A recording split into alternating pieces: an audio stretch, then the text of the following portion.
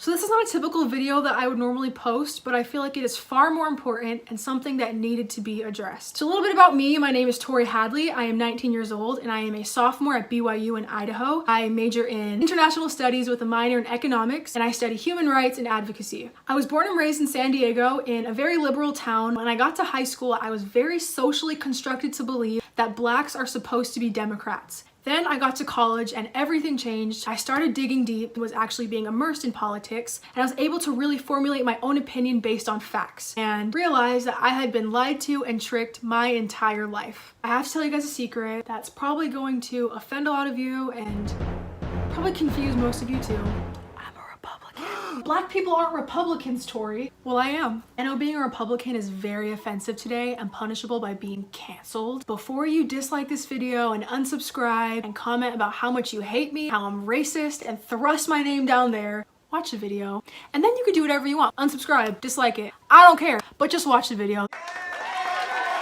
When we think of equality and freedom, people tend to associate that with the Democratic Party, which in reality is completely wrong. Ever since it was founded in 1829, the Democratic Party has fought against every free major civil rights act. The Democratic Party defended slavery, started the Civil War, opposed Reconstruction, and founded the Ku Klux Klan. But that's not something you will learn in school, because guess what? Liberals run the education system. The Republican Party was founded in 1854 as an anti-slavery party. I'm gonna say that again for the people in the back. Anti-slavery party, and their mission was to abolish slavery completely in the Western Territories. 7 Democratic justices voted in favor of slavery, and 2 Republican justices opposed it. And this leads us to the Civil War in 1861 to 1865. Do you guys remember that great commander-in-chief that freed the slaves? Abraham Lincoln. Guess what? And 6 days after the Confederate Army surrendered, John Wilkes Booth, a Democrat, assassinated him. The Vice President Lyndon Johnson assumed the position as president, and he was a Democrat. Luckily, the 13th, 14th, and 15th Amendments were still passed because of universal Republican support. And because of this, 22 Black Republicans were able to serve in the US Congress. Democrats didn't elect any Black people in Congress until 1935. So this Reconstruction occurred from 1865 to 1877, and that's because federal troops came in to grant Blacks power. After they left, Democrats took back their power in the South. White supremacy was reestablished, and laws were put in place to restrict Blacks once again. Black codes, poll taxes, and literacy tests, all used to subvert Black citizens. And this was all done by fear and terror from the Ku Klux Klan. And the founder of the KKK was Nathan Bedford Forrest, who, lo and behold, was a Democrat. Idiots! Eric Foner, who himself was a Democrat, said, in effect, the Klan was a military force serving the interests of the Democratic Party.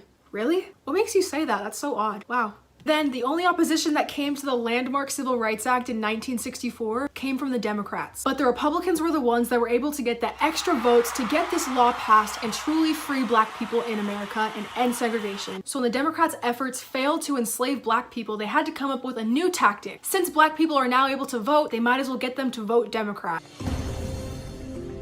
Wait a minute. Here is the irony of it all. President Lyndon B. Johnson, who was in the House from 1963 to 1969, had this to say about the Civil Rights Act. Go ahead and read it. I'm not gonna say it. This is a quote from Carol Swain. The Democratic Party prospers on the votes of the very people it has spent much of its history oppressing. Democrats falsely claimed that the Republican Party is the villain, when in reality, it's the failed policies of the Democratic Party that have kept the Blacks down. It was all a lie.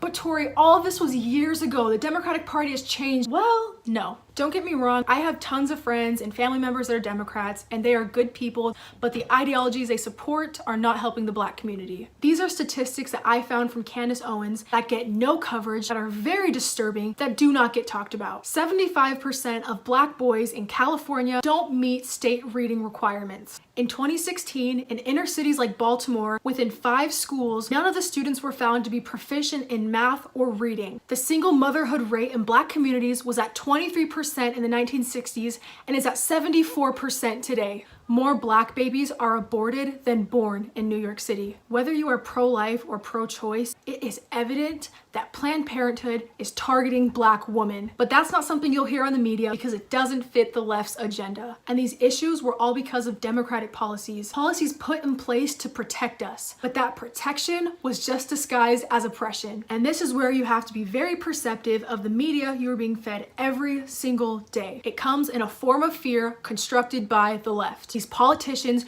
use these terrible crimes that happen to innocent people as ways to gain the black vote. It's happened before from the Democratic Party. Fear tactics were used by the KKK to suppress us in the past. Why is this new news? They make us feel afraid, they make us feel oppressed, they make us feel like we don't have a place in this country, and they mock the very existence of our ancestors that bled and died so we could stand here today and be free. And how do we react when they use these fear tactics every 4 years to get our vote? We allow them to make us feel like victims. Exactly what the left wants. They swoon in and promise that they can save us as long as we vote for them.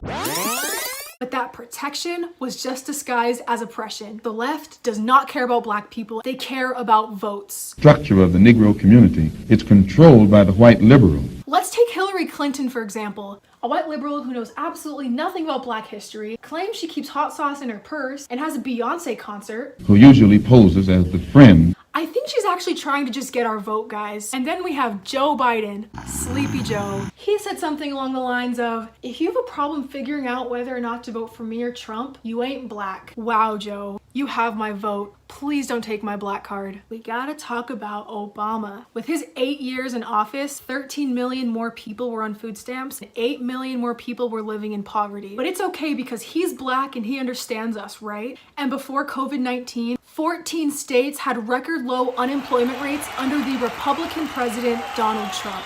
Facts tell truth. Before you blindly follow behind a crowd, do your own research. Formulate your own opinion, not off of what's popular, but off of what's right. The problem with our society is we don't take the time to truly educate ourselves, and we allow people to have power over our mind. I want to see an actual change in the black community, and that is not going to happen until we stop allowing ourselves to be controlled and manipulated. I will not be victimized by a political party that oppressed our ancestors and is trying to oppress us today.